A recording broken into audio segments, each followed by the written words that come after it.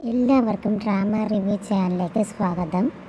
നമ്മൾ ജീവന് തുല്യം സ്നേഹിക്കുന്ന ഒരാൾക്ക് എന്തെങ്കിലും ഒരു അപകടം പറ്റിക്കഴിഞ്ഞാൽ നമ്മളപ്പം നമ്മളെ ദേഹത്തുള്ള വേദനയോ പെയിനോ ഒന്നും തന്നെ നമ്മൾ നോക്കില്ല.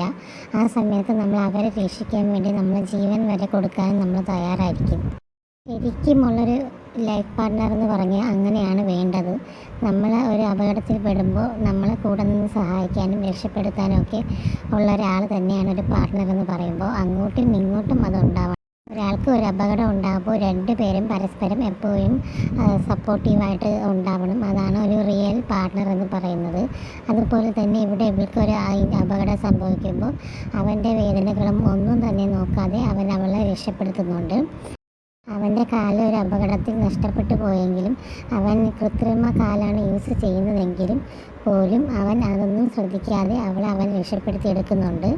പക്ഷെ അവൻ ഒരുപാട് സ്ട്രെയിൻ എടുക്കുന്നതുകൊണ്ട് തന്നെ അവൻ്റെ കാല് നന്നായിട്ട് ഇഞ്ചേർഡ് ആവുകയും ബ്ലീഡിങ് ആവുകയൊക്കെ ചെയ്യുന്നുണ്ടായിരുന്നു. അവൾ ഉടനെ തന്നെ അവനെ ഹോസ്പിറ്റലിൽ എത്തിച്ച് ട്രീറ്റ്മെൻറ്റൊക്കെ ചെയ്യുന്നുണ്ട്. അപ്പോഴേ ഡോക്ടർ അവൻ്റെ അടുത്ത് പറയുന്നുണ്ട് അവൻ്റെ കാല് കൃത്രിമ കാല് യൂസ് ചെയ്യാൻ വേണ്ടിയിട്ട് അവന് ഭയങ്കര ബുദ്ധിമുട്ടാണ്. അതുകൊണ്ട് തന്നെ എത്രയും പെട്ടെന്ന് അവൻ വീൽ ചെയർ യൂസ് ചെയ്യുന്നതായിരിക്കും നല്ലതെന്ന് പറയുന്നുണ്ട്. പക്ഷെ അവന് ഒട്ടും തന്നെ വീൽ ചെയർ യൂസ് ചെയ്യാൻ താല്പര്യമില്ല.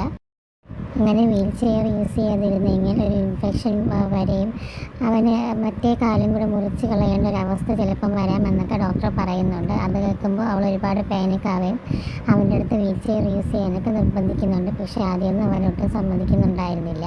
അവൻ എന്തൊക്കെ ഒരു വിഷമഘട്ടം വന്നാലും അവൾ അവൻ്റെ കൂടെ തന്നെ നിൽക്കുന്നുണ്ട്. അവൻ വീൽ ചെയർ യൂസ് ചെയ്താലും എന്തൊക്കെ തന്നെയാണെങ്കിലും അവൾ അവനെ വിട്ട് ഒരിക്കലും മാറിപ്പോവാതെ അവൻ്റെ കൂടെ തന്നെ നിന്ന് അവന് വേണ്ട കെയറും ട്രീറ്റ്മെൻറ്റും ഒക്കെ നോക്കുന്നു. അവളെ ദേഹത്തുള്ള മുറിവ് പോലും അവൾ ട്രീറ്റ് ചെയ്യാതെ ആണ് അവൻ്റെ കൂടെ നിൽക്കുന്നത്. ശരിക്കും ഒരു റിയൽ ലൈഫ് പാർട്ട്ണർ എന്ന് പറയുമ്പോൾ ഇതാണ്.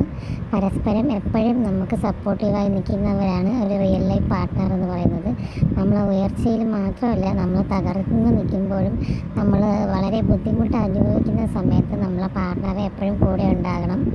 അതായിരിക്കണം ഒരു റിയൽ പാർട്ട്ണർ എന്ന് പറയുമ്പോൾ. ഇവർ രണ്ടുപേരും അങ്ങനെ രണ്ടുപേരുടെ ഒരു മോശാവസ്ഥകളിലും രണ്ടുപേരും പരസ്പരം കൂടെ തന്നെ ഉണ്ടായിരുന്നു. എന്തൊക്കെ അപകടം വന്നാലും എന്തൊക്കെ സിറ്റുവേഷൻ വന്നാലും പരസ്പരം സഹായിക്കാനും ഹെൽപ്പ് ചെയ്യാനും ഇവരുടെ തടസ്സങ്ങളൊക്കെ മറന്ന് ഇവർ കൂടുതൽ എടുത്തുകൊണ്ടിരിക്കുന്നുണ്ട്. Thank you.